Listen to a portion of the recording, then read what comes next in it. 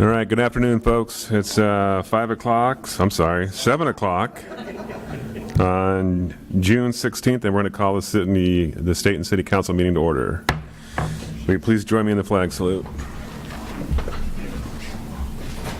I pledge allegiance to the flag of the United States of America, and to the republic for which it stands, one nation, under God, indivisible, with liberty and justice for all.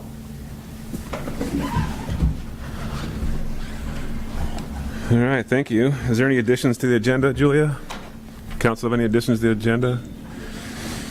Is there any declaration of ex parte contacts, conflict of interest, bias, etc.? No? I will make it known for council and everybody else that I have been speaking to Mr. Faulkner about the presentation tonight, and I'll leave it at that, and we'll go from there. It's an opportunity for public comment, and we have one green request. Is that it? All right, Polly Greaves, you're up. Before I let Polly speak, I have to make this statement. Public comment, opening statement. The council will now receive public comment. We value the time and initiative members of the public take to share their thoughts with the council. The council's role during public comment is not to immediately respond, but to listen. If there is a follow-up necessary, we will direct staff to do so. Remember that we all model the way for our community, and we ask that everyone share their thoughts respectfully. Those who have completed a request for recognition form will be called up one at a time to step forward and turn on their microphone and state their name and city of residence. Please note that speakers will have 3 minutes to express their thoughts. With that, Polly, I give you the microphone. Thank you. Is your microphone on? Perfect. Thank you. See, I told you. Thank you, Mayor Quigley and council members for letting me speak today. I appreciate that. My concern is the Lone Oak Cemetery. I drove by it the other day and was pretty appalled and pretty upset. It brought tears to my eyes. 19 years ago when my mother passed away, in fact, I'll go further back. When I moved up here, that was a beautiful, beautiful cemetery. 19 years ago, it was still a beautiful cemetery. After seeing it the other day, it was like Potter's Field. It's horrible. I do know that Oddfellows was the ones maintaining the maintenance, the lawn mowing and stuff like that up there originally. The gentleman passed away who did it, and then I don't know, somebody else took over from Oddfellows. And I personally bought my plot up there by my mother, and I've only made 2 payments because I don't know where to pay it. I don't know where to go. I've tried to get a hold of Oddfellows by knocking on their door, and I'm not having no luck. When I saw the cemetery the other day, I went home and called my brother, and I said, this is what I'm going to do. I would like to go to the city council and find out what can be done. He didn't want me to come, but then I sent him some pictures, and he says, please go and see what can be done, you know, to fix their resting place. I mean, my words to him, do you want your mother resting under weeds? You know, and I'd say it was very emotional for me. It still is. And I'm sure some of you have family members, loved ones, friends there. I don't know if that property is owned by city or if it's owned personally. My thought is, and I was angry and disillusioned and disgusted, that if there are not a couple of organizations in the town, because this town is very community oriented. It pulls together in all situations. You know, I don't care what it is. This a very tight, after I've been here over 49 years, it's a very tight community. I love this community. That some of the people couldn't get together, some of the farmers, or I say farmers, but who have riding lawnmowers. And it would probably take about 4 or 5 lawnmowers to go up there right now and do that cemetery. And then trim the outer perimeter of it, you know. And I realized, like I explained to you the other day, we should try to take care of our own family's resting space. For me, it's kind of hard. I can get down, but unless I have a chair to lean on to get up, I can't get up, you know. The other thing is, I don't know who's in charge of the barrels up there, the trash barrels. There's one right by where my mother is. I use it as a landmark when I go up there, because where she's at, it's always overflowing. It's just full, and it's just, I've picked up trash off the ground to put in there, you know. For me, it's just really disrespectful. And I just want to know how we can get some people to go in there and clean it up. I have a couple of thoughts, and I shared with Mayor Quigley. Thank you for listening to me. Yeah. One of them was the kids that need to do community service for high school, you know, they could maybe go up and work a little section, you know, pick out a small 2-hour, however many, something section to work on. The other one was children that get in trouble that have to do community service. It would be a way for them to pay back the community for their vandalism that they do, or the trouble they got into, give back to the community. A lot of people would say, well, that's child abuse. Well, it was kind of not child abuse when he destroyed someone's property. That's how I look at it. Gotcha. I guess you say I'm old school. The other one would be if we have adults, men or women, who have to do community service, if they could go up there and do it. That's my concern. The Lone Oak Cemetery right now is horrible. It's not a field of dreams, it's a field of weeds, dandelions, and they're up to right below my knee. Yeah. And I'm very concerned about it. Okay. Mr. Mayor, Councilor Ort. I just had a clarifying question. How high would you say that the grass and the weeds, you say that they're about up to your knee? They're right below my knee. Right below your knee. Because I took So pictures just- of it, and I even, not of me, but I stood on the sidewalk and took pictures looking up, and then I walked up there, and yeah, when I stood up there, I walked around and, you know, so yeah. So, Mr. Mayor, I was actually going to discuss this in my updates. I don't know if you wanted me to give you an update now, or you wanted me to wait Sure, until no. my staff updates. Polly, thank you for bringing that to our attention. As I mentioned to you the other day, that's been previously brought to our attention via a letter that we had trouble getting hold of the sender. But Julia has information, so go ahead and share it. Sure, Julia. and I don't have I don't have a ton of information. So it is not owned by the city. It is not city property or public property. It is owned by the Lone Oak Cemetery nonprofit organization, and that was a little challenging to find a contact person. The contact person that you can find when you Google that is deceased. I contacted the Weddell's Funeral Home and found out their contact name, and I called and left a message. I hadn't gotten a response. I sent a letter to the organization at the P.O. Box that's on the website when you search for who owns the Lone Oak Cemetery. So I sent a letter, I've left a message, and then actually Chief Johns, the person that was helping us with our accreditation, is an odd fellow, and so it is my understanding is that the property is jointly owned and maintained. The organization that's the nonprofit organization is Oddfellows and Masons. And so she got me his name and number and actually spoke with him this evening and just said we'd really like a contact person so that we can see what we can do to help if there's things that we need to do to facilitate. The challenge is it's a service organization, memberships wane, and so I think they're having a hard time managing it. And so, we at least can facilitate some conversation of how can we as a community help this cemetery. So that's what I know. That's where we're at. I think, as Councilor Ort was alluding, it probably is a code enforcement issue.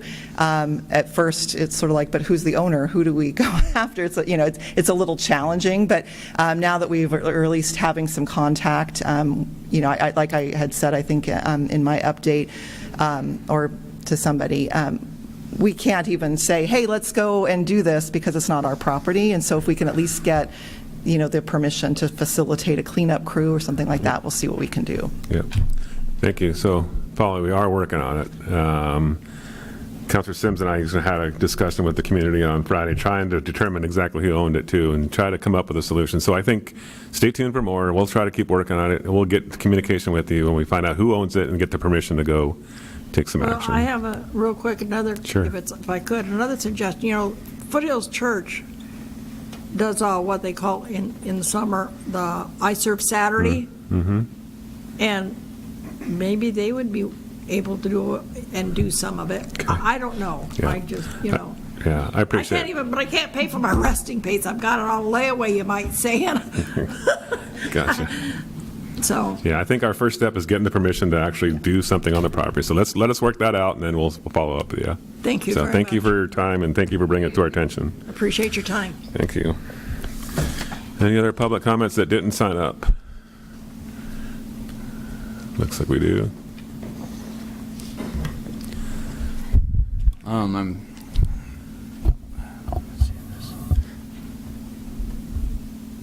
My name's James. I'm here for a different reason, but I happen to own an exterior cleaning business, and I would not have a problem with donating some time and resources to help. I know I think mowing is more of the, concern, but if you guys do find out contact and would like some of that, I live really close, across from Safeway, so I have no problem helping out too. Cool. So Thanks, James. If you could give your information to Melanie or Alyssa, that'd be great. Appreciate it. Thank you. All right. Anybody else? Okay, we'll close out the public comment section, and we'll go to consent agenda from June 2nd. That's the regular city council session minutes. What would council like to do?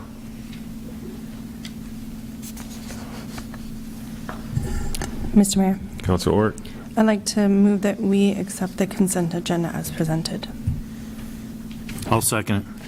Okay, there's a motion and a second to accept the consent agenda as submitted. Any other further discussion? All those in favor say aye.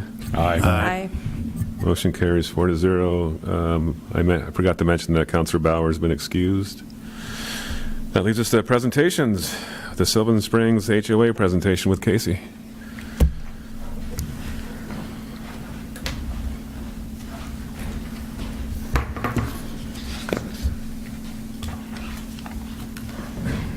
So just a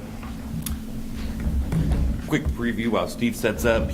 Steve's going to speak for about 5 minutes. He's got a little bit more technical information for the city, and then I'll do mine. I guess, can you state your name for the record, Casey, please? Casey Falconer, 810 Sunrise Drive. Thank you. Stephen Spangler, 838 Sunrise Drive. Thank you. Good evening, Mayor, council members. Thank you for providing us the time for this presentation. I am a member of the Village at Sylvan Springs Homeowners Association, and we're here tonight to explain to you why the Village at Sylvan Springs Homeowners Association believes the city of Stayton should take over ownership of the property that we call the wetlands.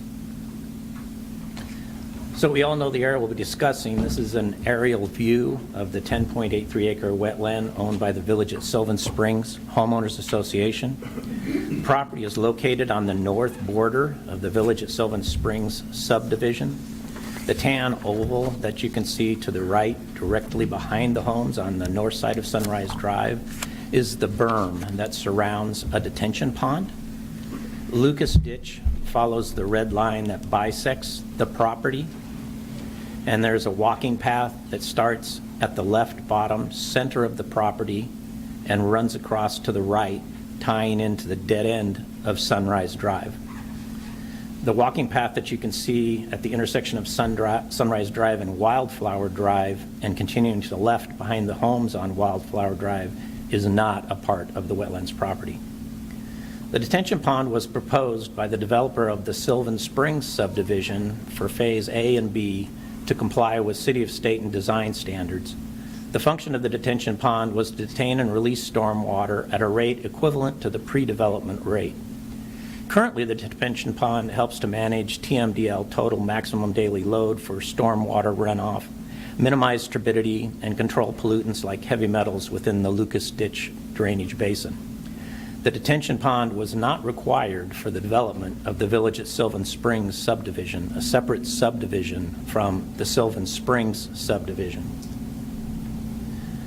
Next 5 slides, the information was taken from the Stormwater Master Plan for the City of Stayton, which the City of Stayton did adopt. The area in yellow here delineates the Lucas Ditch Basin, one of the 6 drainage basins for the City of Stayton. The wetland, detention pond, and section of Lucas Ditch that bisect the wetland are all part of this drainage basin. Here, the area outlined in red shows the properties from which stormwater drains directly into the detention pond located in the wetland. The total, as noted on sidebar, is 112 properties. This does not include the 37 properties that comprise the Village at Sylvan Springs, which don't appear on this map because the subdivision had not even been developed. The detention pond is shown in light gray at the right of the red outline, between the red outline and Lucas Ditch, which is shown in blue-green corner. Here, the area outlined in red indicates an additional 87 properties plus 47 homes in the mobile home park and other undeveloped property from which stormwater drains into and through the section of Lucas Ditch that the Village at Sylvan Springs Homeowners Association maintains.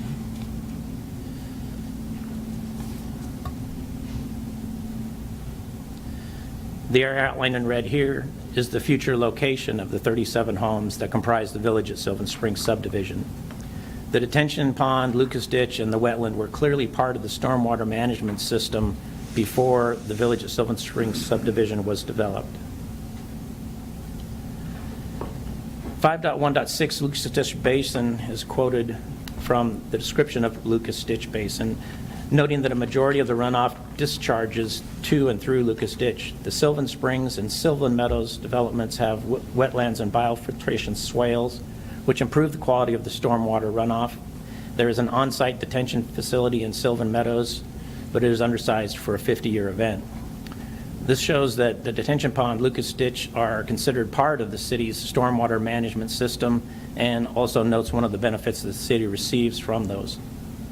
After adopting the proposed stormwater master plan, the City of Stayton established the recommended storm drainage fee in February of 2014. Its purpose being to maintain, repair, improve, and expand the City of Stayton's stormwater management system. Currently, the 37 homeowners that comprise the Village of Springs Homeowners Association pay those monthly fees to the City of Stayton. They are also responsible for the costs associated with maintaining and repairing the detention pond and the portion of Lucas Ditch that bisects the wetland, which are clearly part of the stormwater management system for 256 additional properties. This accounts for 85.5% of the Village of Sylvan Springs Homeowners Association yearly general budget, 70% of our current reserve fund budget, and 94% of our volunteer labor hours. These costs have been increasing and resulted in 3 recent increases to our yearly assessments. The Village at Sylvan Springs Homeowners Association does not have the expertise, the equipment, the manpower, the budget, or contacts within other governmental agencies to integrate future developments into the stormwater management system. It is becoming increasingly more difficult for the Village of Sylvan Springs Homeowners Association to continue funding and maintaining and repairs going forward. The wetlands and detention pond provide direct advantages to the 256 other properties noted above, including biofiltration, control of downstream turbidity, and help managing the total maximum daily load of stormwater runoff through Lucas Ditch and onto Mill Creek. These benefits also apply to the City of Stayton, helping the city meet requirements set by other governmental agencies like the Santiam Water Control District and the Environmental Protection Agency. Unlike the Village at Sylvan Springs Homeowners Association, the City of Stayton does have the expertise, the equipment, the manpower, the budget, and contact with other governmental agencies to properly manage the wetland property. City ownership would also allow easier integration of these existing components of the stormwater management system with future developments in the Lucas Ditch drainage. For these and other reasons, which will be presented next, we believe the City of Stayton should accept ownership of the wetland property. Thank you. I'd like to turn the floor over to Casey Falconer.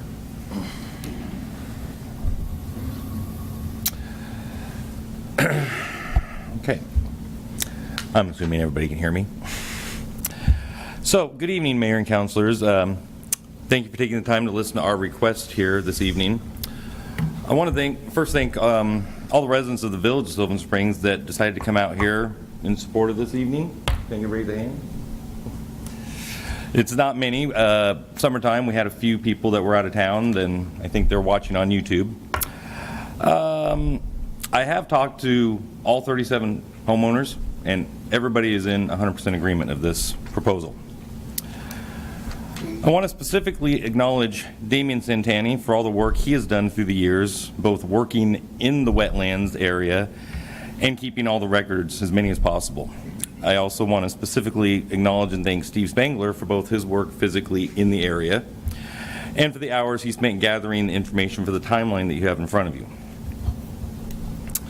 A very important distinction that I want to make sure everybody here understands is that the Village of Sylvan Springs is a completely different HOA from the Sylvan Springs. We always get confusion on that. We are only 37 homes, whereas the other HOA is 99. We are only these homes right here. This goes all the way down past Santiam Park and all of this stuff. They have nothing to do with this property in question. The complete financial burden for upkeep, maintenance, and repairs annually and during emergencies has always fallen on the Village of Sylvan Springs. We do have had at times help from the city. So my overall statement and request is as follows. The tract of land that we will discuss was deeded to the Village of Sylvan Springs before any houses were built. The 37 residents had no knowledge, any written direction, any expertise to work on or maintain this property. The small community is responsible for a large section of city stormwater. The specific land in question is the entire 11 acres of wetlands, including the detention pond, the walking path behind Sunrise Drive, and the grassy area that we'll call the parquet. We have. So, where are we at? Can we skip one more back, maybe? So, the wetlands here, the walking path is right along here, and then there is a grassy area in this area. The timeline that you have in there, I'll kind of go through quickly because it is a little dry. So, it's a brief background timeline that we've been able to put together through the years. In March 14th of 2002, construction of the detention pond was completed, and the pond was built by the developer, the Pembroke Company, to comply with the City of Stayton's required design standards. August 13th of 2002, the developer transferred ownership of the tax lot, the lower half of what would become the wetland property, to Sylvan Springs Associates, LLC. January 2nd of 2003, Sylvan Springs Associates, LLC transfers ownership of the tax lot to the EHP Partners. In March 3rd of 2003, EHP Partners transfers ownership of both sections of what will become the wetlands back to the Sylvan Springs Associates, LLC. February 24th, 2005, declaration of restrictive covenants are signed by Sylvan Springs Associates, LLC, listing restrictive use for the property. The property shall be used as wetland mitigation site, and it shall be maintained in its natural condition to attract wildlife and waterfowl and used exclusively as a wetland. No buildings, structures, or improvements shall be erected, constructed, or placed upon the property permanently or temporarily. Again, March 24th, on the same day, Sylvan Springs Associates, LLC, transfers ownership of what is now the wetland property to the Village of Sylvan Springs. I want to note here that, again, no houses at Village had been built at this point, so no residents. May 6th of 2005, the initial bylaws and conditions, covenants, restrictions were adopted for the Village of Silver Springs HOA by the Pembroke Company. May 17th, 2005, the Village of Silver Springs transfers ownership of the wetland property to the HOA. Tax returns show the Pacific Construction as the registered agent for the HOA. June 30th of 2011, the Village of Silver Springs HOA is transferred from the developer to the property owners. Owners who attended this meeting do not remember any mention of the HOA owning this property of the wetlands. In the fall of 2011, flooding occurs in the lower section of the Village of Silver Springs along Sunrise Drive. HOA and then Mayor Henry Potter worked with property owners to the east of the village, making improvements to Lucas Ditch to help prevent future flooding. July 9th, 2012, a formal request to have the City of Stayton take over ownership of the wetlands was discussed, but there was no response or action from the city. November 2nd of 2012, Mayor Potter requested a letter from the HOA giving the city permission to enter the wetlands to perform maintenance. The city did maintenance for an undetermined amount of time. Same day, the Public Works Director at that time, Dave Kinney, emailed the HOA requesting permission to remove brush and beaver dams from the pond and Lucas Ditch. Work was done at that time by the city. October 2nd of 2017, a letter was received from the new Public Works Director, Lance Ludwig, stating, records indicate that the detention pond is owned and to be maintained by the Village of Silver Springs, and that the outfall is clogged and needs to be unclogged before winter. A task force was created by the HOA to contact city to talk about ownership or how to maintain the pond. I personally asked many times for instructions and guidelines on what to do in the wetlands and in the detention pond, but I got no response from Public Works. January 8th of 2018, Village of Silver Springs Task Force arrived at a requested meeting with then City Manager Keith Campbell and Public Works Director Lance Ludwig to discuss the city ownership of the land. Unexpectedly, the city had an attorney present. That meeting was very unproductive and very tense. No issues were resolved. It was very obvious to the owners that were at that meeting that the manager and Public Works wanted no part in transferring ownership. So in February 11th of 18, a letter was sent to the city requesting public records which might support the city's position prior to any move of the Village of Silver Springs HOA to accept this change in historical responsibility. March 27th of 18, some of the requested documents were received by the HOA, and we then began a study. April 29th of 18, a letter was sent to the city requesting verification that the as-builts that we received for the pond had their final inspection. I asked for that documentation of who signed off on it, as the task force found that there were discrepancies between what was actually built and the as-builts. I was told that that paperwork is missing. On July 3rd of 2019, Public Works Director Lance Ludwig attended an HOA meeting at my residence. We discussed, and he provided a cap for the outlet pipe, which we call the weir, and we installed it. He provided it, and we installed it. Dredging of the pond was discussed at that time. I asked how the Village of Silver Springs should be responsible for dredging when a large part of the accumulated sediment is from storm runoff water from the surrounding neighborhoods. To date, the topic has never come up again. The top of the berm was severely overgrown with blackberries, as was the parquet. This situation happened, in my opinion, because Public Works would not remove the beaver dam at Weldon Drive, which was on city property. This caused a major backup of water through the wetlands. This caused the pond to be full of water all summer long. Side note, that was the hottest summer in Oregon history when we had the 117-degree heat. This also caused flooding on Sunrise Drive in front of my house every time it rained in the middle of winter, in the middle of summer. The floodplain is obviously very high in this area of town, so with all that water and the heat, the beavers flourished and the blackberries grew extremely fast. I personally removed the blackberries from the parquet. Some were over 8 feet high, 1 inch in thickness. Lance Ludwig did hire a contractor to use a machine to remove the blackberries on top of the berm.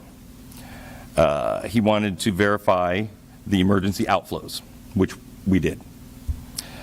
We argued extensively, but I continued to stand my ground about the beaver dam on city property at Weldon Drive. Lance did finally have an excavator remove a small portion at the Weldon Dam, and the wetlands and pond drained within hours. I complained at that time that there was no beaver dam removal, that there was simply a cut made in the dam and it was going to be rebuilt. The Village of Sylvan Springs found numerous other small dams in the wetlands that we had to remove, but we didn't know that until the wetlands were drained. As the years went on, the Weldon Dam was rebuilt, and we have had continual issues with beaver dams. In January of 23, Lance did eventually completely remove and change the landscape of Lucas Ditch at Weldon Drive. The Village of Sylvan Springs has incurred large amounts of money spent for beaver removal and countless hours of labor. I'll readdress that in a few minutes. On May 10th of 23, more beaver dams were discovered around the outflow, and we removed them. A screen has been built and installed by the Village of Sylvan Springs to prevent future blockage. February 12th of this year, more beaver dams are found and removed by the Village of Sylvan Springs on Lucas Ditch. In addition, just last week, Damien and I have discovered 2 more beaver dams on Lucas Ditch. So, and we're going to talk a lot about costs now. So, the Village of Sylvan Springs through the years has spent thousands upon thousands of dollars in maintenance and upkeep on the area in question. We have a few pictures of some of our residents out there removing dams and such. We have replaced asphalt when needed. We've built screens to help with water flow around the beaver dams. We were told by Public Works that it is our responsibility to maintain the water flow. We have paid professional rodent removers to remove the beavers. We have paid to seed and water the parquet, which was very overgrown at some point. It is a very nice, lush area now. We pay a landscaper to mow and keep the weeds off the entire fence line along Sunrise Drive. We have installed no trespassing signs with proper ORS numbers. Quick side note on that, we've had multiple instances of homeless out there, and when police come out, they've informed us we need to have the ORS posted so that they can remove immediately. That's why we did that. We've installed a gate for the city to use. Kind of hard to see in that picture. It's back there a little ways. We also keep the top of the berm clear of weeds. We've added gravel and compacted a section of the berm that had become loose. We've installed, through the help of city grants, a park bench, a doggy waste disposal station, public garbage can that we pay to have emptied, and walking paths that we maintain. Again, they're kind of hard to see. If anybody's walked out there at night, you should see them. Again, that's with the help through the grants that we've done through the years. The sweat equity on our part, along with the generous monetary donations, always been part of those grants. The cost of volunteer hours is enormous. I personally can say that I have spent well over 200 hours working in this area doing various maintenance. Damien and Steve have also put in roughly that amount of time. I've organized many work parties after windstorms and ice storms and just general spring cleanup. The overall appearance of the common grounds has been maintained at great cost to the Village of Sylvan Springs. We've hired high school students to help us clean. We've always asked the other HOA to help out, but to my knowledge, not once has there ever been anything. Again, it always falls on the 37 residences at the village. The residents' volunteer hours are difficult to add up, but are easily in the high hundreds, if not more. For a time, we were also taking care of the path west of what we call the Y at Sunrise and Wildflower. We no longer take care of that section, as we discovered we do not own that. And it has become quite an eyesore. We've talked about that, Mayor, quickly. This does not pertain to our specific request, but I feel that it should be addressed by the city. Trees are overgrowing the fence line. There's tall grass and weeds in the common areas. There's large cracks in the asphalt, creating bad trip hazards. There was also an issue many years ago where a windstorm brought down a tree on the fence near Santiam Park, damaging it and blocking the path. The Village of Sylvan Springs HOA was contacted within hours by Public Works, ordering us to clean and fix the fence. After I informed Public Works it was not our property, the tree was removed, I believe, by local residents nearby, and the safety barricade was placed on the fence by the city. To this day, years later, that remains. Recently, just a few weeks ago, another large branch came down the path, and again, I think local residents cleaned it up. There's always been an issue of ownership, similar to what you just discovered with the rest area. So, the section of that path is very dangerous to walk on. I've brought this up multiple times to Public Works, but no action has ever been taken. So, the Village of Sylvan Springs has spent an enormous amount of money and sweat equity and volunteer time into a piece of property that does nothing for our house values. We are required to carry liability insurance in case anybody gets hurt. We have had homeless people and children and elderly people from the retirement home out in the wetlands. We feel it's very unfair that we have to continually spend money to make sure the area is safe, clean, and keep the water flowing when we feel it should be an incorporated part of the city. The entire town can and does use the walking path. The City of Stayton's comprehensive plan talks of wetlands to be city managed. There are a lot of rules and procedures that need to be done by the city to evaluate, maintain, designate, and take action, if necessary, to meet the correct definitions of water bodies and watersheds, etc. To my knowledge, this section of wetlands has not been addressed. At least in the years that I have been involved, no Public Works personnel have gone out to evaluate the wetlands. Again, the issue at hand here is that a small HOA, just 37 homes, is responsible to take care of and pay for land that should be the city's responsibility. Every resident of Stayton pays for this stormwater maintenance through their water bill. The 37 residents of the Village of Sylvan Springs effectively pay this fee twice through their HOA fees.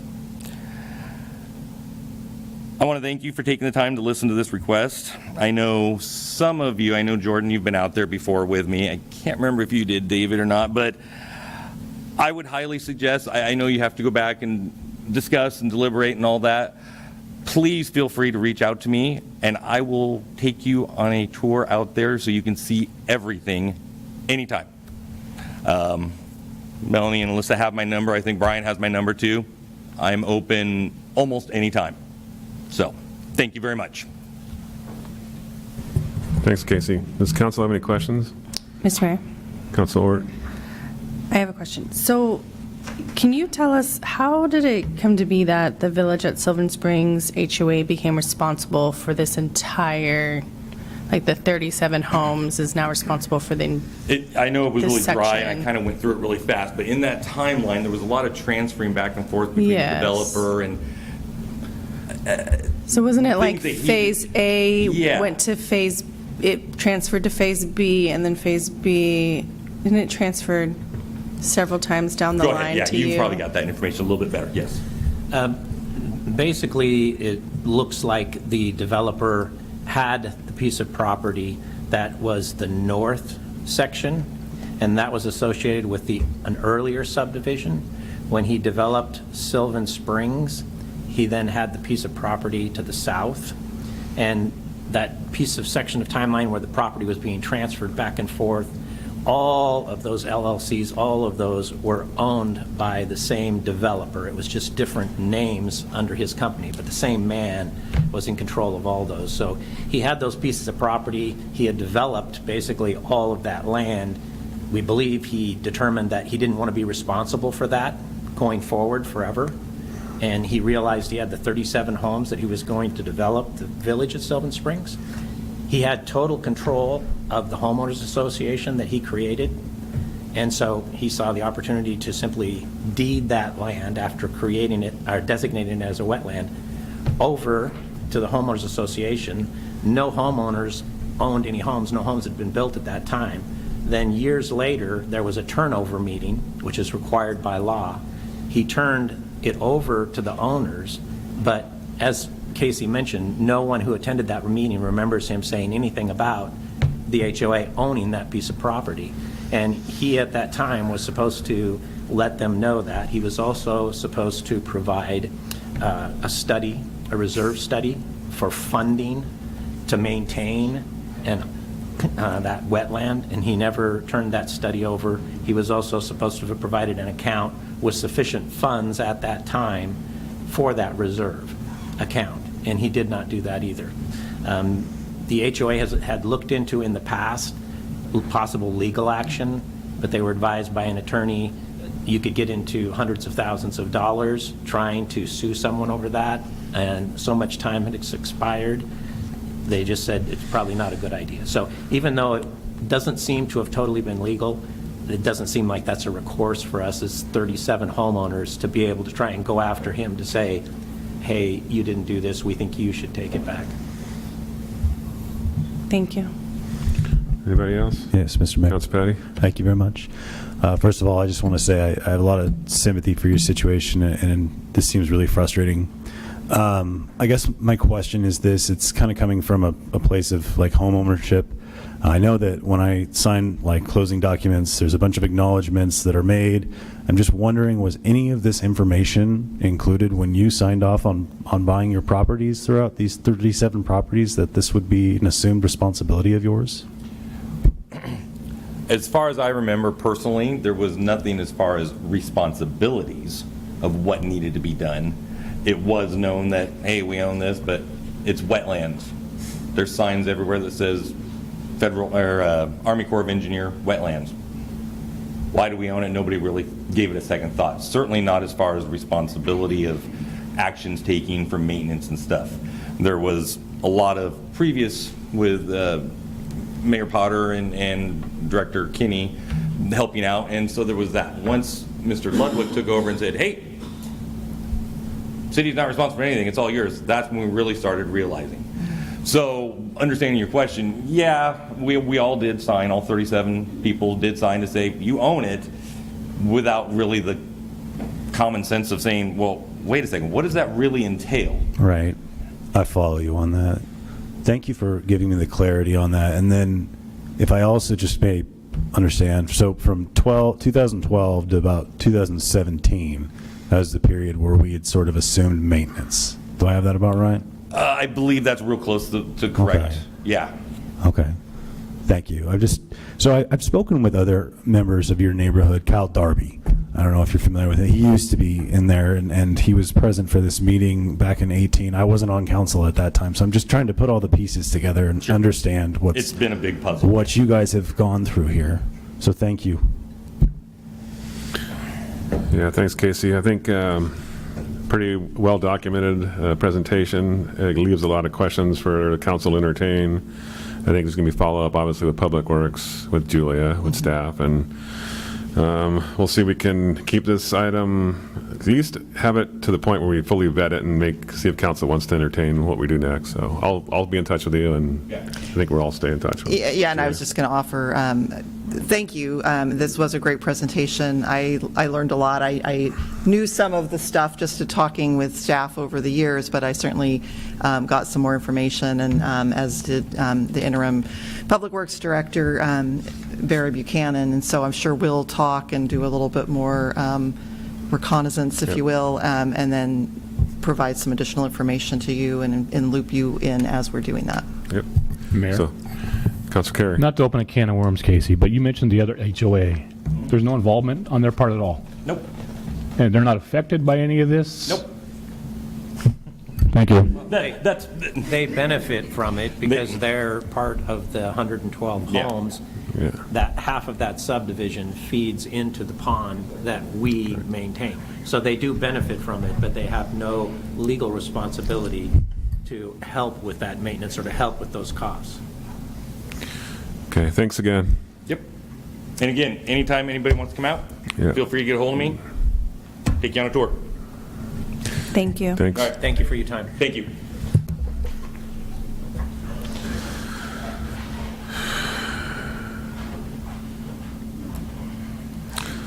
Okay, that leaves us with the next item on the agenda, which is a public hearing for resolution number 25-019, adopting the 25-27 budget, making appropriations and imposing and categorizing ad valorem property taxes for the 25-26 fiscal year.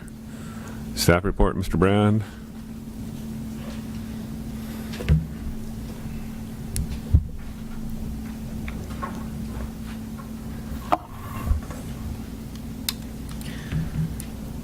Good evening, Mr. Mayor and Council. For the record, James Brand, City Finance Director. Resolution 25-019 is adopting the 2025-2027 biennial city budget. It's a 2-year budget, so it's doing 3 things. It's making appropriations, it's adopting the budget, and it's imposing categorizing ad valorem property taxes for the year, for the single year. So we do recommend the budget as presented. The Budget Committee did approve this budget May 15th, and the 2 tax levies, I'm just going to state this for the record, the 2 local option tax levies, one is 40 cents per $1,000 for the library, and the other is 50 cents per thousand value, and that's for the recreation levy, which is made up of the parks and the pool. The total budget that's being approved is $95,078,219. Of that amount, the total appropriation, which is the amount approved to be spent, is $80,265,898. It differs from the proposed budget that the city presented to the committee by 3 changes that the committee made. I'll just briefly go over that. First, there was a removal of $50,000 that had been allocated to the general fund admin for contract services related to developing an urban renewal authority that was part of the city's street funding strategy. Second was shifting $65,000 from the community center budget for audio visual technology upgrades, replacing flooring and painting, removing $65,000 of that budget and shifting it to the street light budget to fund LED conversion of the street lights. The third change was reducing from $200,000 to $100,000 the transfers from the general fund and the public works admin to the facilities fund, and diverting part of that, $82,000, to the general fund, from the general fund to the street fund. So those were the 3 changes made, and that's the summary of the report.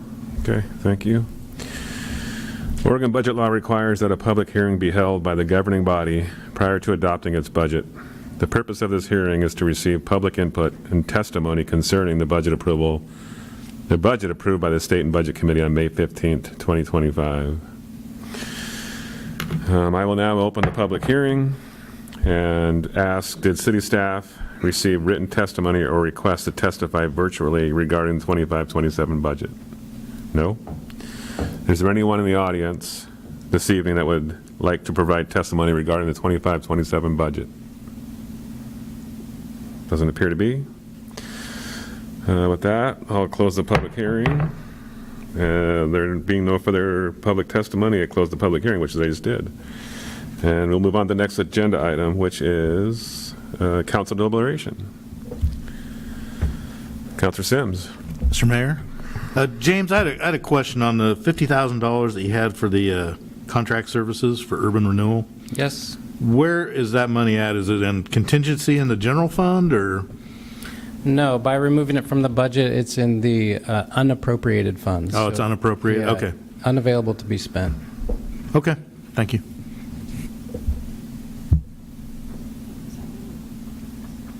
Councilor Ort. Thank you, Mr. Mayor. Is that what we wanted to do with it? I didn't think that's where we wanted it to go. I believe from the testimony, it was just removing it from the budget. I don't know if there was further specification. Yeah, That's my recollection, and Okay. Okay. Is that what everyone else remembers? Counselor Sims? Yeah, I mean, I can't remember designating any other spot. I mean, saying where it was going to go, but I don't remember talking about going to street funds or anything like that when we did it. But Well, didn't we add money to the street fund? yeah, we had that 82,000 because, And that is, Yeah, that was from the third change, reducing the transfers from to the facilities fund. That did transfer 82,000 to the street fund from the general fund. okay. So I have a question. It's unappropriated right now. Yes, in this presented budget. During the budget process, did we totally remove the ability to do the audio visual for here? Julia? so, Alyssa, so just the flooring, so there's still, we still have the AV, and I'm going to let Alyssa maybe give an update, just because I don't remember the exact amount that we have available, and we're trying to be able to do it all.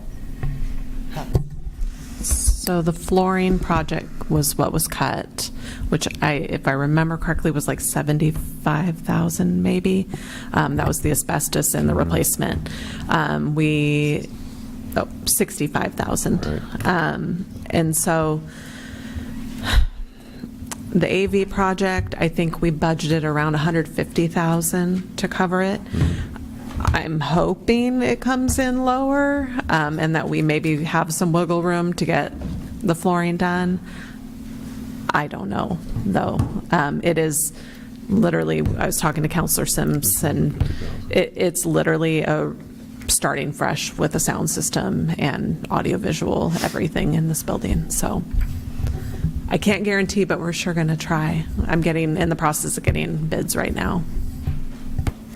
So that 50,000 additional might help? You bet. I'm not going to turn it down. So we can move that to Correct, James? the contingency Yep. instead of Yep. unappropriated? Correct. You could, and then if you wanted to use it later, we could remove it from the contingency and put it into wherever you want to spend it. Okay. That's what we should do. Instead of, because then it's just there It's there. if we need it, but right now where it's at, we cannot use it at all for the next 2 years. Correct. Yeah, I don't think that was the intent of Yeah, the budget committee. That's where you. I was at with that, because I Yeah. don't think that's what we meant to do with it. I think we meant to like move it from there, I think you're right. right? Yep. But not allocate it right now. So do we need a motion for that? Maybe. Yes, I believe, and I'll let James speak if I'm wrong. I think that we would need a motion to amend the resolution to increase the general fund contingency by $50,000.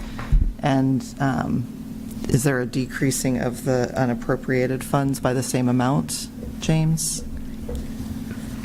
There would be, yeah, and there would be a total increase to the budget of 50,000.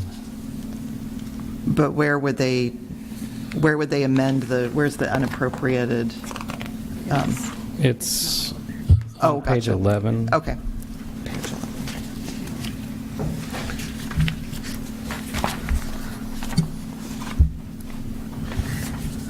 What would council like to do? I need that repeated back to you.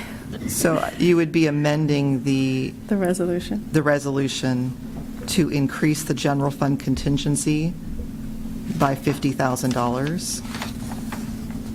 Mr. Mayor, You got it. Counselor Sims?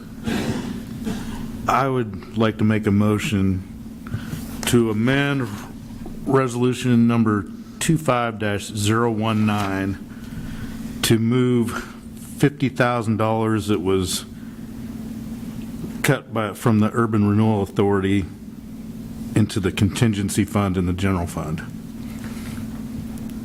Will that work? I think so, James is thinking. I think so.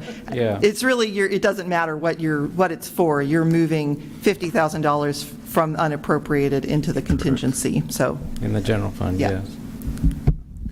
Mr. Mayor. Counselor Patty? Yeah, I got a question for James on that then. Initially, my first question was if we shifted that out of unappropriated, would that put us out of compliance with any fiscal policies? But hearing Councilor Sims' motion that it goes into contingency, would that abate that concern there? There's Or no doesn't matter? violation of fiscal policy. Doesn't matter. Okay, cool. Just checking. Thank you. It's well within the council's right to transfer that small percentage of the budget at this time. If we were to spend that money, Mr. Mayor. oh, sorry. A point of order. Counselor? We have a motion on the floor. We need to second it or let it die. Did I hear? Okay, I'll second it to move it forward. We can discuss. thank you. Okay. Thank you.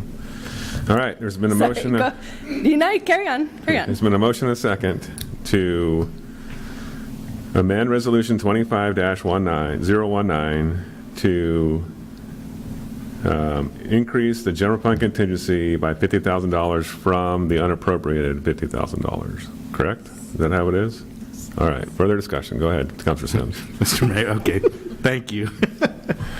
So if that money was to be spent, James, would that have to be approved by the Budget Committee then, if we decided to spend that $50,000 on flooring, say flooring, for the community center? It would just need to be approved by the city council. Okay, thank you. Because of the amount, because of the percentage, correct?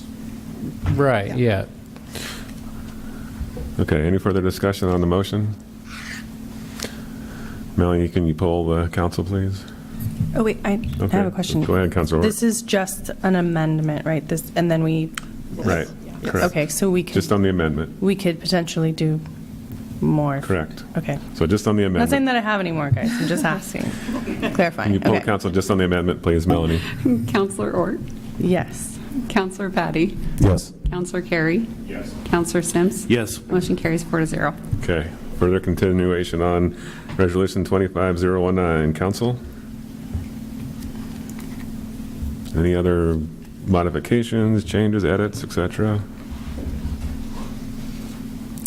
Mr. Mayor. Councilor Ort. I'm thinking about this. So when we were in Budget Committee, we were talking about like the pool parks and library and those funds specifically, and increasing the general fund money that went to those by 3%. And I've just been kind of thinking about that, and really, like, specifically for the pool, my thought for that has been that I want to see more money generated from that asset. I want to see more money generated from, like, this asset that we're in and our parks, and the assets that the city has. Like, I want to see more money generated from them, and again, the pool specifically. And so my hope would be that moving forward, like as a council and as a budget committee, we can be more focused on how do we do that instead of pulling more money from the general fund. Like, the goal would be to have less money come from the general fund. My expectation would be that we could put that money back in years to come. So that would really be my goal moving forward. Okay. And that's just my thought on that. It's So- not really, Sure. not really a motion or anything, but just something that I've been really thinking about, that I really don't want to see like an increase of that anymore. I want to see actually a decrease in that. Okay, so if I heard you correctly, your wish is to see more revenue enhancement from our current facilities. Thank you. So Yes. noted. Anything else, council? All right. What would council like to do on the adoption of Resolution 25-019? Mr. Mayor, Councilor Patty. I'd like to offer a motion to approve resolution number 25-019, adopting the 25-019 27 biennial budget, making appropriations and levying and categorizing ad valorem property taxes for the fiscal year as amended. I will second. Okay, there's been a motion and a second to approve resolution number 25-019, adopting the 25-27 budget, making appropriations and imposing and categorizing ad valorem property taxes, the 25-26 fiscal year as amended. And for the record, can I just explain? Yes, please. The exact numbers of the amended, the budget Sure. remains $95,078,219. The appropriated budget is $80,315,898, and the unappropriated budget is $14,762,321. Okay, thank you, James. Any further discussion on the motion? Are we good? Melanie, you pull the council on this one? No? Second. There was a second. I second. Okay. Yep. Mr. Mayor, Councilor Ort.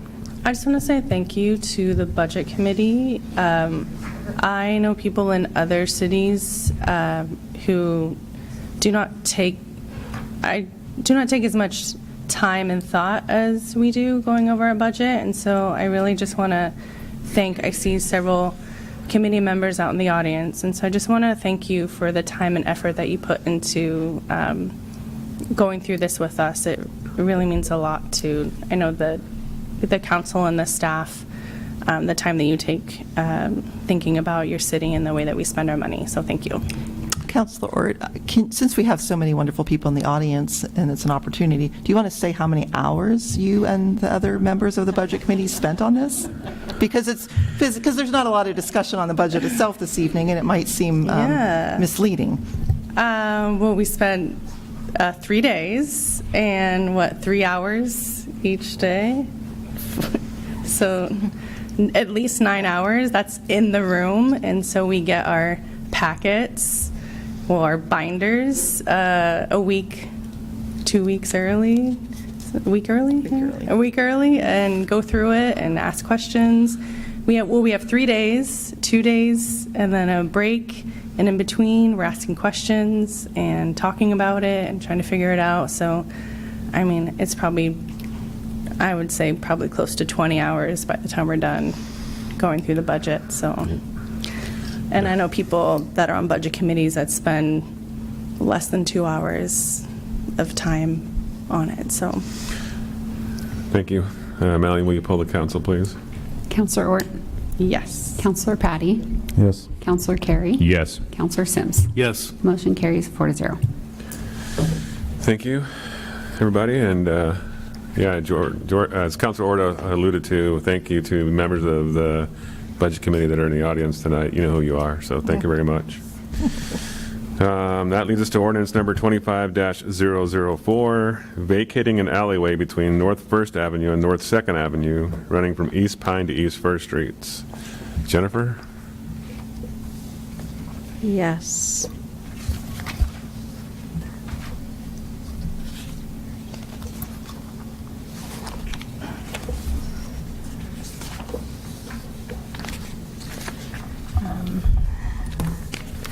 Good evening, Mayor and City Council. I'm the Community and Economic Development Director, Jennifer Siciliano, for the record. Tonight, the City Council is holding a public hearing in consideration for an ordinance to vacate the alleyway between North 1st Avenue and North 2nd Avenue, running from East Pine to East 1st Streets. The application submitted by James Baxter includes the signatures of more than 2/3 of the owners of the affected properties as required by state law. Mr. Baxter has requested that the vacation to allow the alleyway to revert to the adjacent properties owners for the greater use and access to the properties, and that's according to state law. The Planning Commission held a public hearing on May 27th and unanimously recommended the approval, contingent that the applicant granting a public utility easement to allow for continued access and maintenance of the area. The staff concurred with the recommendation, and additionally recommends that if fencing is installed, an emergency access gate be placed at both ends of the vacated alley. SCTC did request that a public utility easement be maintained. The Stayton Fire District did not object to the vacation, and Public Works reported that there were no city utilities, easements, or other concerns for the proposal. All public notice requirements were met and no opposition was received. The application is similar to what was approved to the alleyway just south of that same area between 1st and 2nd Avenues. Next, we have James Baxter here, and there are several other property owners adjacent to that alleyway. Thanks, Jennifer. And I get to read another declaration. Good evening. My name is Brian Quigley, and I am the City of Stayton Mayor, and I will be presiding over this hearing.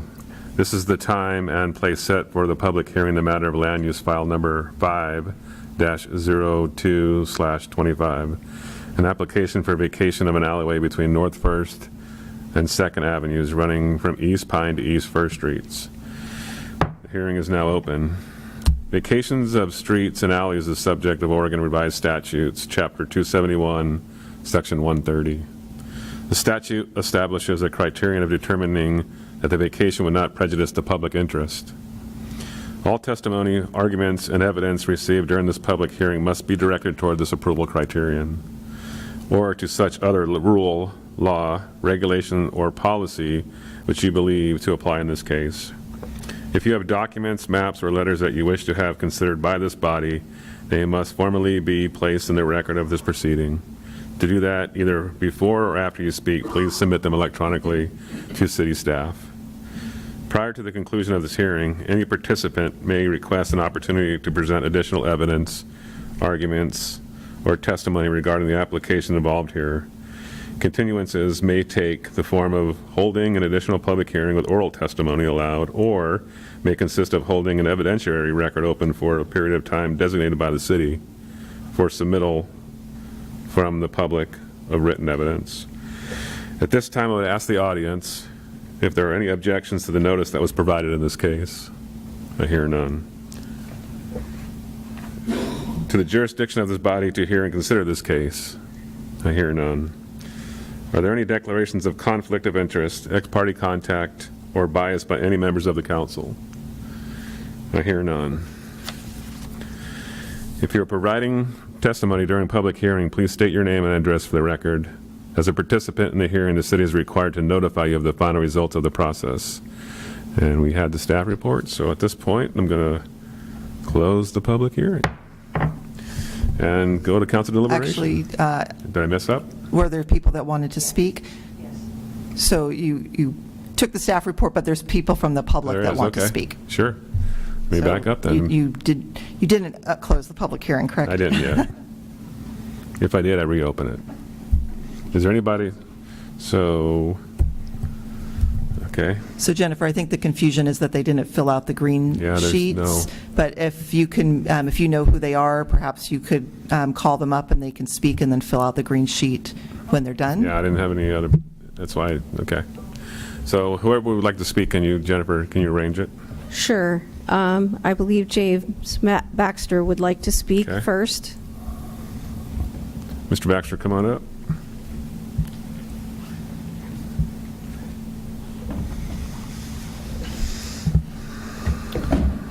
Hello, council. My name is James Baxter. I live on 1435 North 2nd Avenue. I guess the reason why I was wanting this alleyway vacated, I provided Jennifer with a map of, I don't know when it was taken, but it just, there are people that are parking in the alleyway, and if they don't park in the middle, they park on Evelyn's property, which she owns the Spaniels, the empty lot, and then it's a computer place, I believe. And so, and then if they park on Evelyn's property, I still can't get my truck through there, and so I guess it's concerning that we have this easement, and majority of the time when it's wanting to be used, people can't use it, and which would be why we would want to basically fence it off and eliminate the easement. And then there's also Jennifer's talked about SETC, their line through there. We got it located, and it's not a main line. It's actually just to the Spaniels property. So it's theirs, and Evelyn signed off on it as well. And so, and then I get the other thing is behind Spaniels there was there's been a lot of I don't know if it's homeless activity, but a lot of people dump their trash there.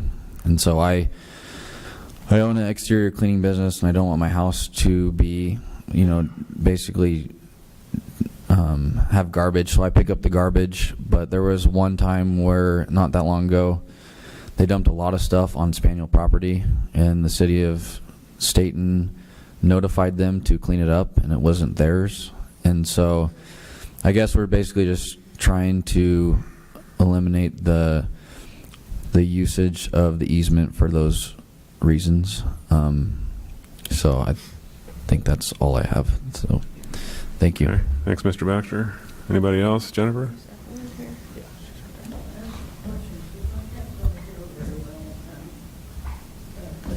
You're speaking, it sounded like they were ready to just do it, but you said something about somebody else. So, Evelyn, what is your last name? It's Bertoli. Bertoli. She owns the majority of these properties, including Spaniels and the computer. Yeah, I own the whole front of the block. Would you like to speak? I guess I'm ahead of it, then. Why don't you say your name and your address? Okay. I'm Evelyn Bertoli, and my mailing address is P.O. Box 5 in Stayton. And now I've lost it.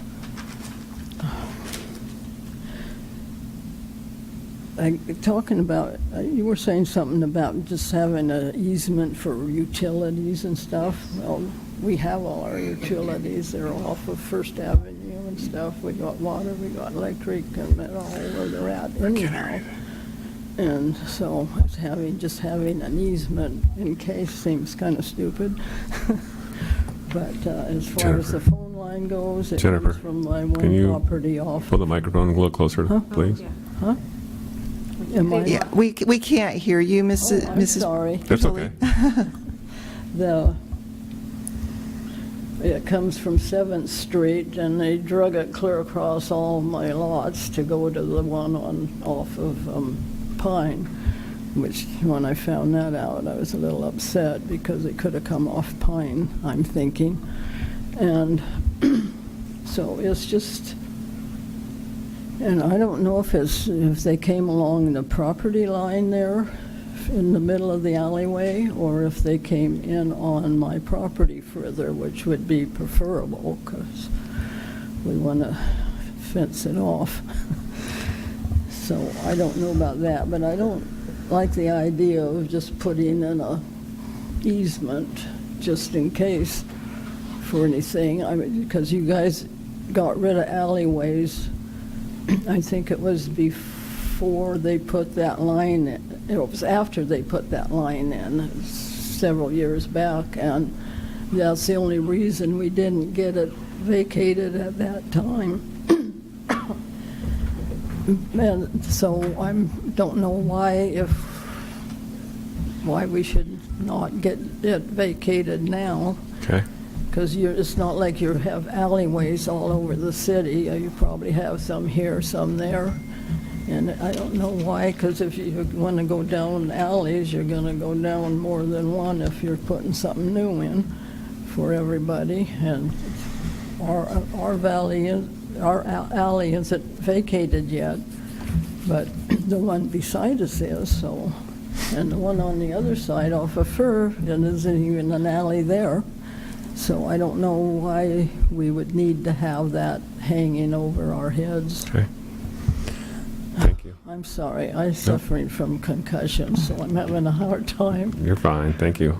But I think that's probably all I can remember to say right now, so. Thank you, Evelyn. Jennifer, anybody else? James would like to speak again. Okay. That's okay.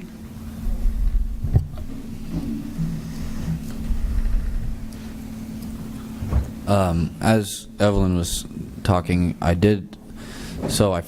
name is Becky, and she's my neighbor across the street, and she did mention to me that the city of Stayton did vacate a bunch of alleyways on their, I guess, for their reason. I don't know what their reasoning was.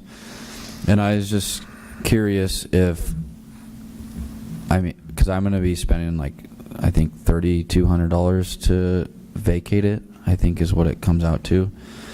And I just was curious if there was a way that you guys would be willing to vacate it.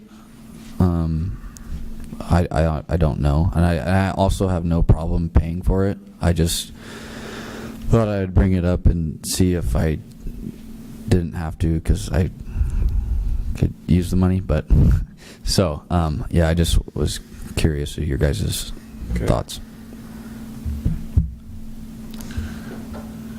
I don't know what prior conversation was had.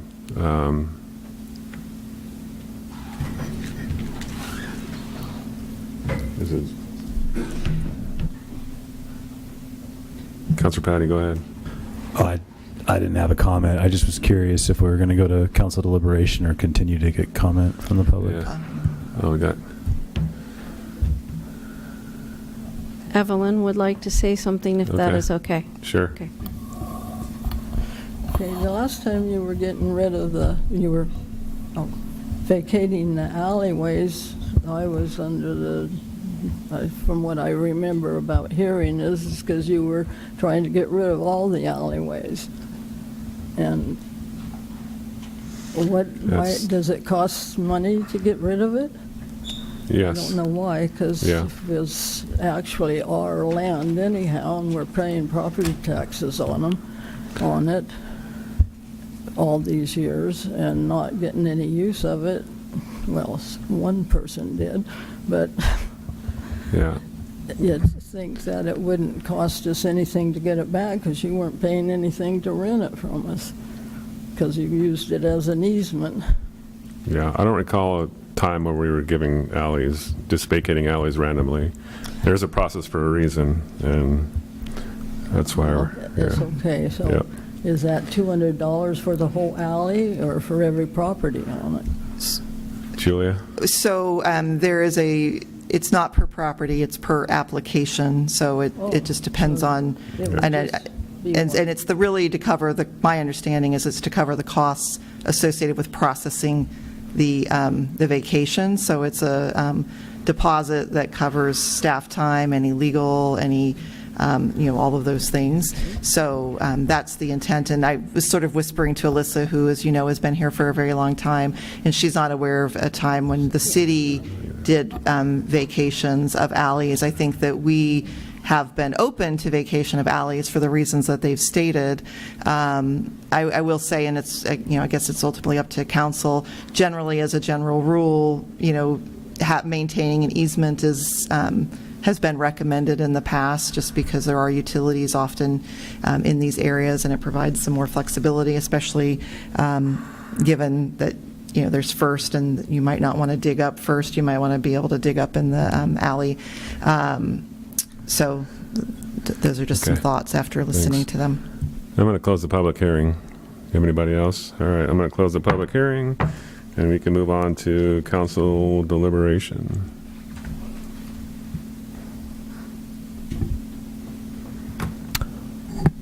I'm prepared to make a motion unless anybody has any thoughts they want to share. Go ahead. Cool. Yeah, I moved to approve ordinance 25-004 as presented.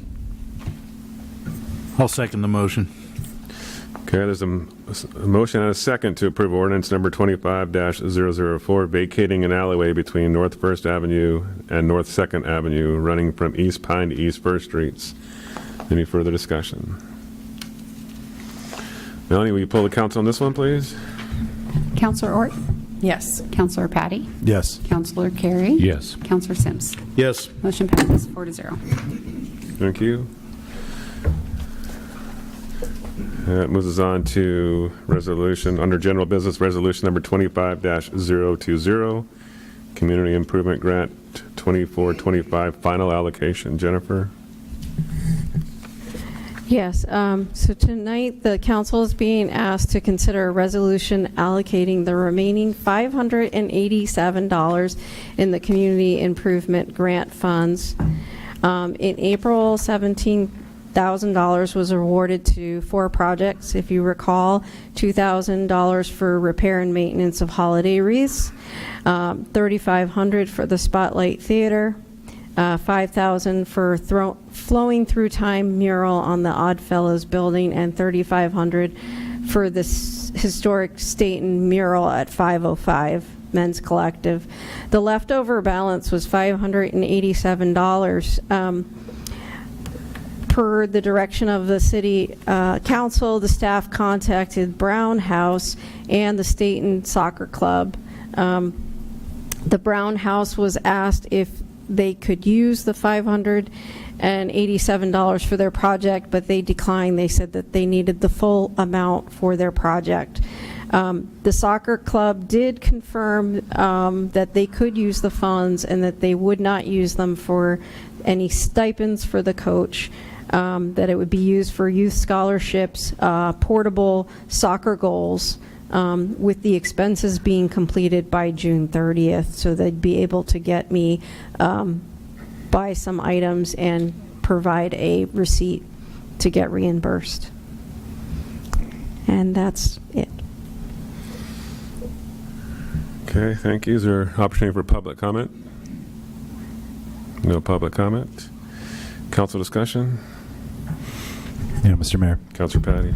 Yeah, I just I wanted to say that I'm glad that Stayton Soccer Club is benefiting from this. As somebody who's seen the things that they're doing in this community as far as with young boys and stuff like that this last year, it's been really cool. And so I'm really excited that they get to have this opportunity to use these funds on local kiddos.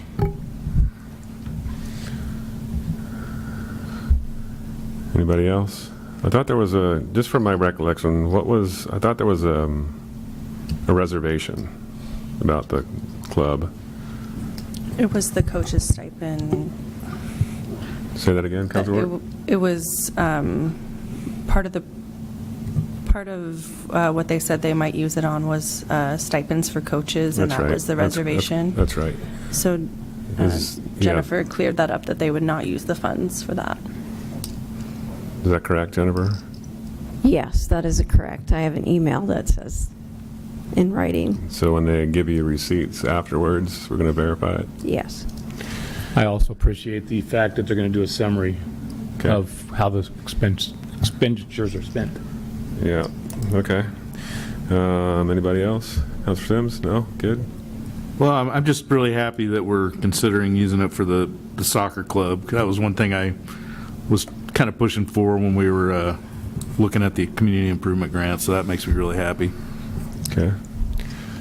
All right, what would council like to do here?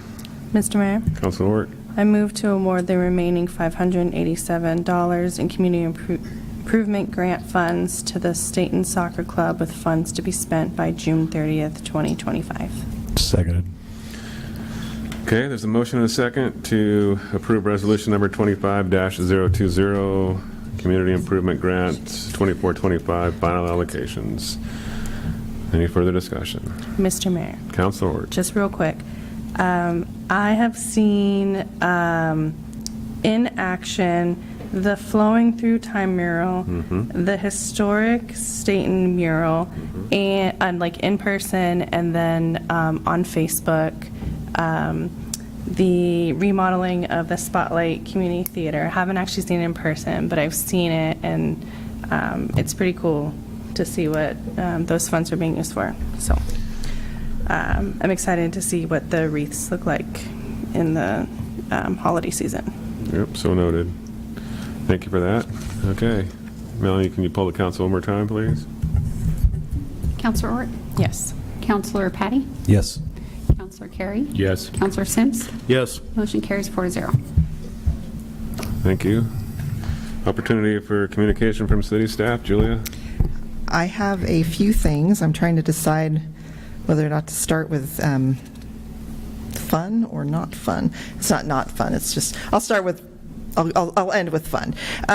So I received an email and a call from Commissioner Kevin Cameron with Marion County, and they are looking for representatives for the solid waste. Formerly, it was called the Solid Waste Management Advisory Committee. They're changing it to the Materials Management Advisory Committee. I'm just going to read this real quick. Beginning July 1, 2025, Oregon's new recycling law, Plastic Pollution and Recycling Modernization Act, or RMA, will begin its startup phase of implementation. This is a great time to be part of this council, along with other Marion County jurisdictions, to strengthen our commitment to materials management through engagement between our urban and rural agency representatives, businesses, citizens, and other stakeholders in our solid waste system. The first meeting of the MMAC is scheduled for Wednesday, July 23rd from 5:30 to 7:30. It will be in person and includes dinner. We'll figure out how that works. So they are looking for, basically they've got 2 representatives from some of the larger cities each, but for Stayton, Almsville, and Silverton, they have a spot for 1 elected each per jurisdiction, and so they are hoping to have an elected official represent the city on that committee, and the idea is to really listen and be an advocate for what's going to work best for the county and the residents within the county for solid waste management. What's the date on that? July 23rd is the first meeting. It's a Wednesday. Can I look at my calendar and I'll get back to you? Yes, this is not, yeah, I think that would be great. We've got a little bit of time. I think if there's a volunteer, I'm not hearing all of you guys like jump up, but there is like a form that we need to fill out and get you set up, but that would be, okay. I need to look at my calendar. I'll tentatively, it's a tentative maybe. Okay. I wanted to give a few announcements for just upcoming fun things. Tomorrow night is our very first park sport hiking class. It's going to be actually here from 5:30 to 6:30. Next week, and tomorrow is also the library summer reading kickoff party at 2 over there at the library and the park behind the library, I'm sure. There is a Safe Streets for All open house on July 23rd. And then I'm going to talk about ice cream social dates, but first I want to introduce you to Howard, who's been, some of you have met him. Howard Sang is our new community engagement coordinator, and he's here just to say hi to all of you and answer any questions you might have. Yes, Howard, if you can come up here and just, I told him he might say something, but he doesn't have to say too much, so we'll see what he says. Your microphone's not on. There you go. There we go. Thank you, Julia, and thank you, Mr. Mayor. So happy to be here. First of all, just wanted to quickly say thank you to council and to staff for this opportunity. I'm really looking forward in the coming days to supporting council's goal of increasing two-way public communication and working with staff to do that. And yeah, I don't have a lot more, but yeah, please let me know if you have any questions as well. Thanks, Howard. Welcome aboard. Okay. Yeah, welcome aboard. And I know, I think you've probably figured this out from just weekly updates that Melanie and Alyssa are very excited to have him on board. This is his second week, and he has just hit the ground running. And as part of that, he and Melanie are also working on coordinating our ice cream socials for the summer. We're planning on doing that again. We're hoping to get even more people in attendance, and we've got some dates that I want to share with you. And as a reminder, you don't necessarily have to go to all of them. We hope that you will go to some of them, because the idea is we want to invite community members to parks in their area to meet with counselors and staff to share whatever they want to share, as well as have some ice cream. So June 27th would be our first one at Community Center Park, I believe, because there's another one on my list too. July 7th at Quail Run Park, July 16th at Santa Am Park, and then I've got July 24th back at the Community Center Park, so that's what I'm questioning, so we'll have to clarify that. And then August 5th would be at Pioneer Park, which is also National Night Out, so my plan is that we would do something similar to what we did last year, which is have it sort of a little bit more of a elevated ice cream social and invite, that's also the night of the Parks Board meeting, so invite boards, commissions, anybody that isn't doing one in their own area, as well as counselors to come to the ice cream social and food, maybe hot dogs again, at Pioneer Park on August 5th. And we're planning on advertising those dates, but we wanted to share them with you first, make sure there aren't any major issues. I'll also note that they're not, last year we kind of did them on the same day of the week. We just did them multiple weeks throughout the summer. This time there's different days of the week, and we did that intentionally with the hope of maybe some days work better for some people, other days don't, and we'll be able to get information that might help us determine next year if certain days are way better, certain days are way worse. Yeah, that's what I was going to say. Thanks, Julia. Is that it? Oh, I'm sorry. Melanie corrected me. The first day is June 24th, not 27th, and that will coincide with the second Parks Board hiking lecture. And that it will be at Community Center Park. Is that it? Yes, I guess just any questions or concerns about any of those dates before we begin publishing them. Okay, thank you. Okay, thanks. Okay. All right, that's an opportunity for council to weigh in before I do. So, council, any communication? Looks like Councilor Carey might have some. Councilor Carey, I'll start with you. Go ahead. Something to think about going down the road here is I drive down Hospital Hill many times a day, and the vehicles parking behind the house where the ambulances are parked, the curb eventually is going to be compromised. Who's going to be responsible for the maintenance of that going forward as these trucks and cars continue going up the curb? So I actually have a meeting with Maggie this week at the hospital, and that's one of the topics I was going to have with her. Thank you. Thank you. Councilor Patty. Yeah, earlier first of all, I want to ditto everything that Councilor Ort said in thanking the Budget Committee and the members for their time. It's volunteer hours, and I really appreciate it. But frankly, I think it's sort of the tip of the iceberg for what goes into a budget. Recently, we went to a biennial budget over a yearly budget, and I found out how much staff time goes into that, and it was right around 1,000 hours. And I just want to say I really appreciate how much work you guys put into this, and I want to say thank you for jumping in with both feet to the 2-year process, and I appreciate you guys and your patience with us and our questions, and I feel like we got a good product out of it because of that. So thank you. Anybody else? Councilor Ort, anything on your mind?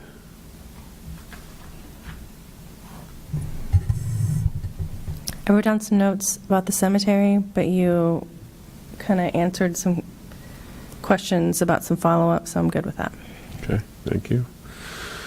All right, so I have a couple things, and I guess I'll start off by trying to tie three things together. So on Friday, myself, Councilor Sims, Councilor Ort, Julia had the opportunity to attend the Santa Ana Integration Team End of the Year event celebration. It was held at the hospital. It was a great recognition of the work that those folks do, and a particular story came out of that event, and that story involved the warming shelter that is hosted by the city at the library. And there was an individual that took advantage of that warming center this winter that was a pretty gregarious individual, spoke quite often, told us his life story, which was up and down and interesting, yeah. The success portion of that is he came to Stayton as a homeless individual, trying to take care of some affairs that he had. That's how he ended up in Stayton. And he gave his story there when he was at the shelter, which in turn had Kim Dwyer from San Diego Immigration try to focus on helping get him in a better situation in his life than he was currently. And at that meeting was highlighted the success of what he's doing now. So he was able to get the documents that he needed to identify who he was. He was able to get shelter, and he was able to get a part-time job. So that was an outcome of one of the many things that took place at the warming shelter over the winter. So for that, I think that's a huge success, and I just want to give that acknowledgement to all the folks in this room that put time and effort, Chief's team, Julia's team, Jana definitely at the library, and then members of the council here that brought food, entertained, all sorts of different things. So collective effort there, and so I was really touched to hear that success story, and so it was really nice to see that. And that was just one of, I think, 5 different stories, right? 5 different chapters of, if you will, for lack of a better word. And during that event, it was revealed to me that the city of Almsville does a set donation to their fund, to the SIT team. So I would request that going forward next year when it comes to the community grants, that we look at that and set aside some of that funding specifically for the SIT team if we could. That's just my thought that I had sitting there listening to that, because it really does benefit a whole lot of people. And so I'll leave it with that. Mr. Mayor? Yes, Councilor Could I Ward. interject on that? Sure. To that point, they have a neighbor-to-neighbor grant that is just community. It's a way that the community can give. And so there's churches in the area, lots of community organizations that give, and so they call that their community or their neighbor-to-neighbor fund. And so while there is money from cities, the hospital, and the school, Cascade School District, and the North Santiam School District, everyone can donate, and their time, energy, and money as well. So I just want to add to that. Yeah. Thank you. No, that's awesome. I guess I would just like us to consider that next year when it comes time. If it's a different way to do it than the community grant, so be it, but just for consideration. I received some feedback from a community member regarding the proposed charter amendments. I won't talk about support or opposition, but I will say that the individual expressed to me a desire to have more forum ability for us to vet this through the community, so the community understands exactly what they're going to be voting on when it comes to next spring of next year, if that's what we decide to do.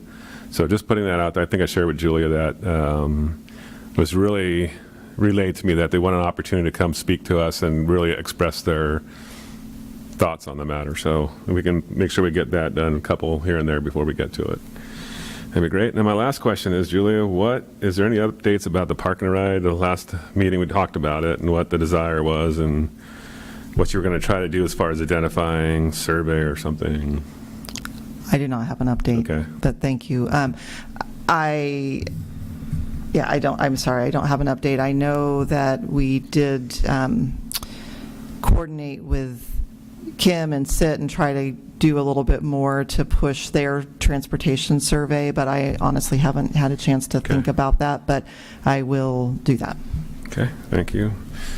The last thing I'll say is great attendance in the audience, so thank you for everybody showing up and contributing. It's not often that we see this many faces out there in the chairs, so thank you. And with that, if there's nothing else, we're going to call it a night. Meeting adjourned.